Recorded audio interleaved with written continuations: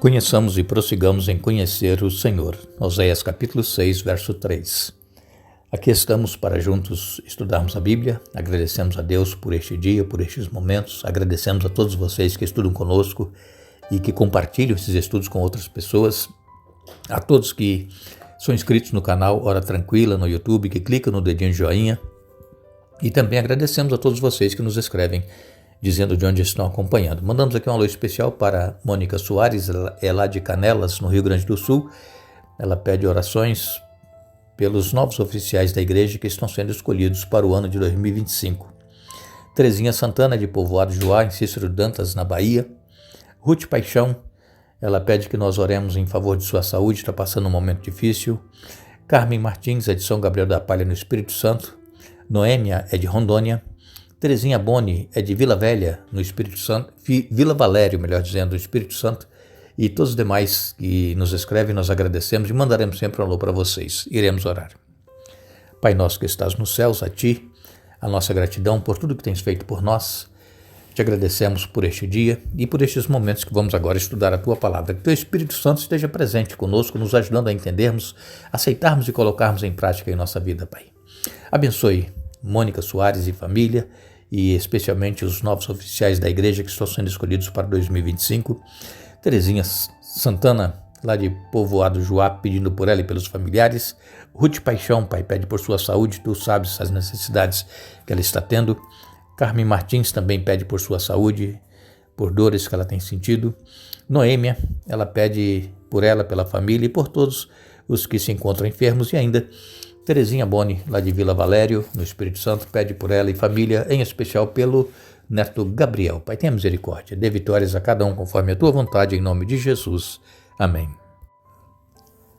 Hoje nós iremos concluir o estudo desta semana. Falamos sobre a fonte da vida e a Bíblia é clara em dizer que a única fonte da vida está em Deus, em Jesus.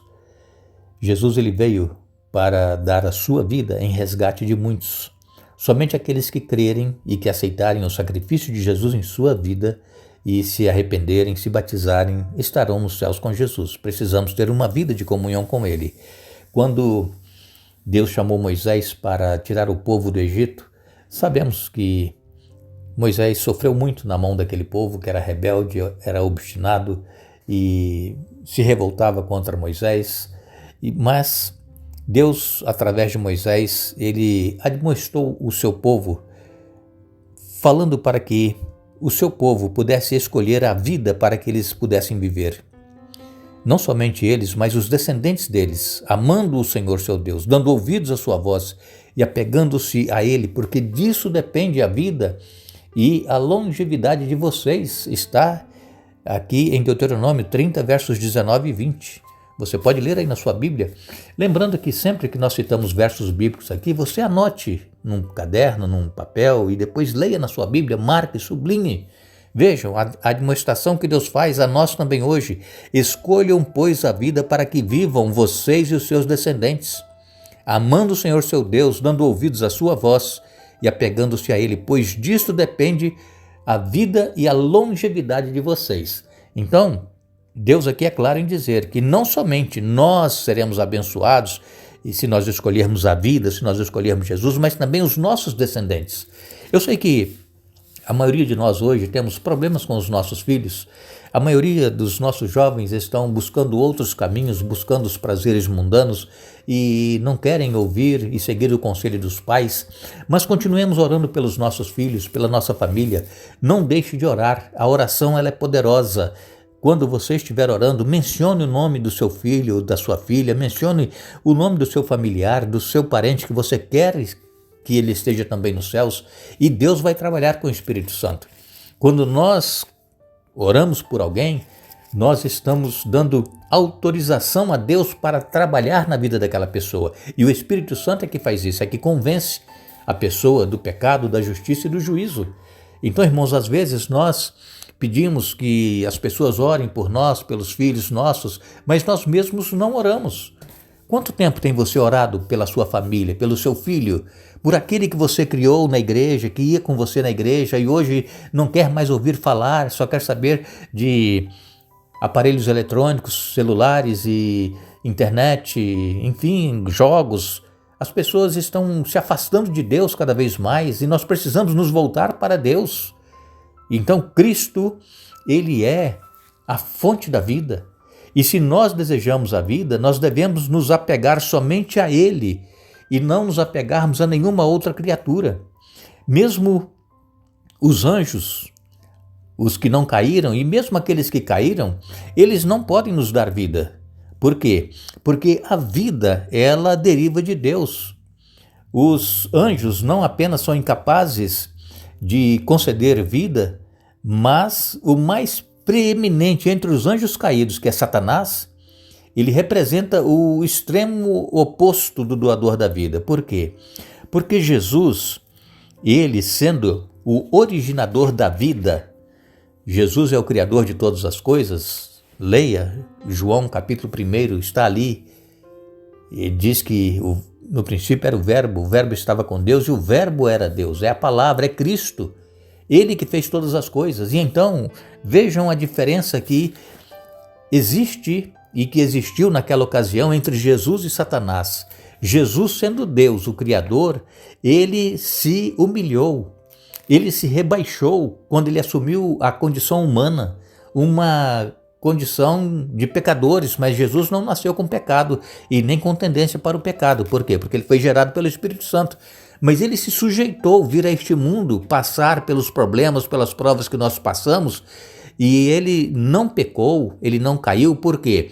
Primeiro, ele não tinha tendência para o pecado, como Adão e Eva não tinham antes de pecar. E segundo, porque Jesus ele buscava a força e o poder em Deus e na sua palavra. Como nós citamos aqui ontem, quando ele foi tentado por Satanás lá no deserto, ele disse, olha, está escrito. Ele citava textos da Bíblia Sagrada para refutar as tentações de Satanás. Mas às vezes, irmãos, nós não conhecemos nenhuma passagem bíblica de cor. Quando nós estamos às vezes numa reunião, num culto, e dissemos assim, olha, agora cada um vai falar um verso bíblico, aí alguém chega e fala assim, mas eu sei tantos versos, agora eu não lembro nenhum. É por quê? Porque não tem intimidade com a Bíblia. Ler a Bíblia todos os dias, meditar em um verso bíblico. Então nós precisamos criar esse hábito. É o que vai nos dar suporte para suportarmos as provações e tentações nos últimos dias. É a palavra de Deus.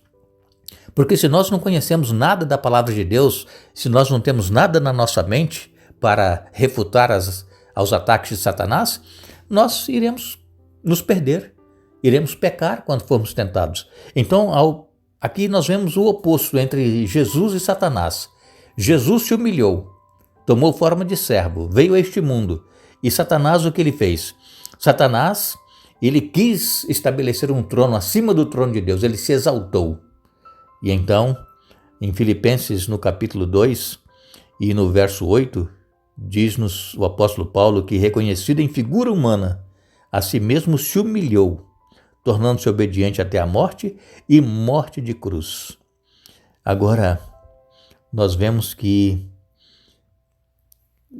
Satanás fez de tudo para tirar a vida de Jesus, para levá-lo, tirar de circulação do meio do povo. Por quê? Porque as pessoas estavam crendo em Jesus. Os líderes religiosos não. Os sacerdotes, os fariseus, eles não creram em Jesus. Alguns, um entre o outro, mas a maioria rejeitou. E levaram o povo judeu também a rejeitar a Jesus. E agora, Satanás, então, ele trabalha também hoje para nos afastar de Deus.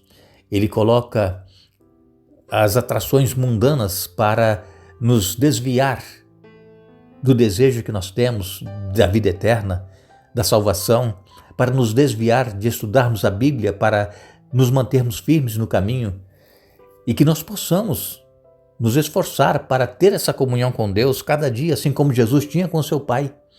E aí, quando nós lemos em Isaías, no capítulo 53 e no verso 5, nos diz que Jesus foi traspassado pelas nossas transgressões e moído pelas nossas iniquidades. O castigo que nos traz a paz estava sobre ele.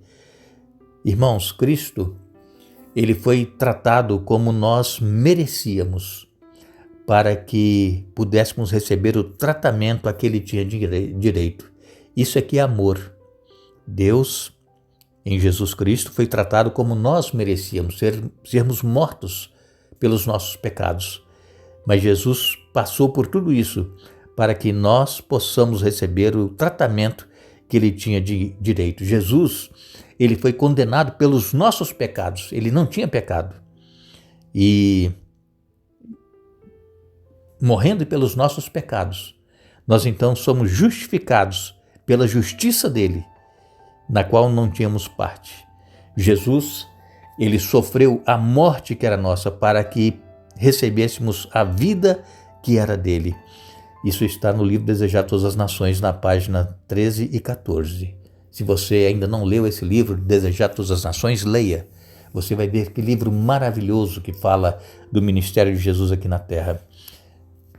Querendo lembrar a todos vocês que Jesus, ele deu tudo para salvar a humanidade. Ele deu a sua vida. Ele suportou as afrontas. Ele passou pela morte por causa dos nossos pecados, para que nós possamos estar com ele. É o desejo dele, nos ter com ele eternamente. Por isso que ele morreu. Não foi simplesmente morrer para dizer que ele morreu, não. Foi para nos salvar. Então, se nós queremos ter vida eterna, vamos buscar em Jesus. Não vamos confiar em nós mesmos, não vamos em busca de outro ser, outra criatura, para que nós possamos ter vida. A vida só é originada em Jesus. E vemos que nós que cremos em Jesus e que cremos no Evangelho, na salvação, que é o poder de Deus, por que é que nós cremos? Qual é a razão? Por que você é cristão? Simplesmente porque as pessoas te convidaram e você foi e aí aceitou para poder satisfazer quem te convidou? Ou você tem um relacionamento real, perfeito com Jesus diariamente? Por que você crê em Jesus e no Evangelho? E precisamos, irmãos, ter uma base sólida para que nós possamos apresentar às pessoas que nos perguntarem a razão da nossa fé, o porquê nós cremos em Jesus e porquê nós cremos no Evangelho, sendo que hoje a maioria está considerando a Bíblia como ultrapassada, uma Bíblia que foi escrita por pessoas e que não tem poder nenhum, mas nós sabemos que a Bíblia ela é poderosa, é o poder da palavra de Deus e que pode nos fazer vitoriosos. Que Deus nos abençoe, que Deus nos ajude a buscá-lo cada dia e estarmos prontos a fazer a vontade dele em nossa vida e que possamos testemunhar a outras pessoas o porquê nós cremos em Jesus e no Evangelho. Que Deus nos abençoe, nos dê um bom dia, nos dê um feliz dia da preparação, um feliz sábado que é amanhã e voltaremos no domingo para darmos sequência a esta série de temas que nós estamos estudando no Evangelho de João. E lembramos a todos que a Bíblia nos diz que a vida eterna é esta, que conheçam a Ti só, como o único Deus verdadeiro e a Jesus Cristo a quem enviaste. João capítulo 17, verso 3. Que Deus nos abençoe.